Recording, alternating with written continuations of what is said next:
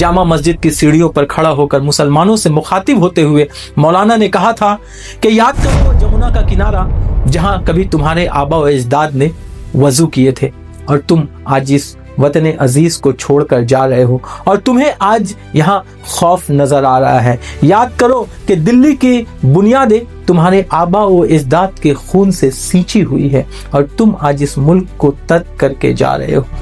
जी हाँ, मौलाना अबुल कलाम आज़ाद उर्दू, हिंदी, बंगला, फारसी और अंग्रेजी जैसे ज़बानों के माहिर, इंडिया विंस फ्रीडम के मुसन्निफ, 24 साल की उम्र में अल हिलाल और अल बलाग जैसे अखबारों की इशाअत की।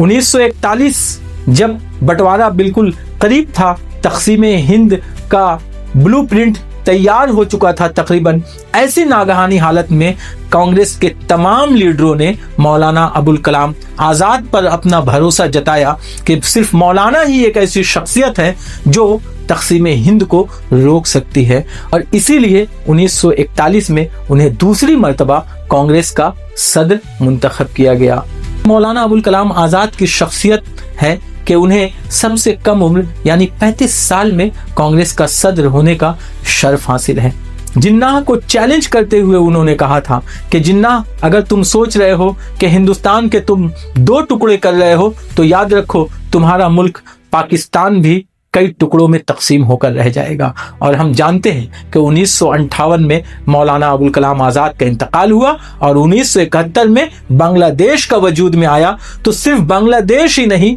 क्योंकि उन्होंने कहा था कि तुम कितने सालों तक बंगालियों का, जिनका कल्चर अलग है, जिनकी तहजीब अलग है, जिनका तमद्दुन अलग है, जिनकी जबान अलग है,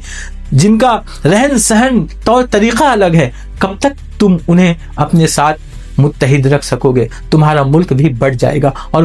कई टुकड़ों में तकसीम हो जाएगा। देखिए आज पाकिस्तान की हालत, कि वहाँ खाना जंगी जैसी हालत है और कई ऐसी कबायली तंजीमें हैं जो पाकिस्तान से अलग होने की बातें कर रही है। और यही नहीं, मौलाना आज़ाद ने यहाँ तक पेशनगोई की थी कि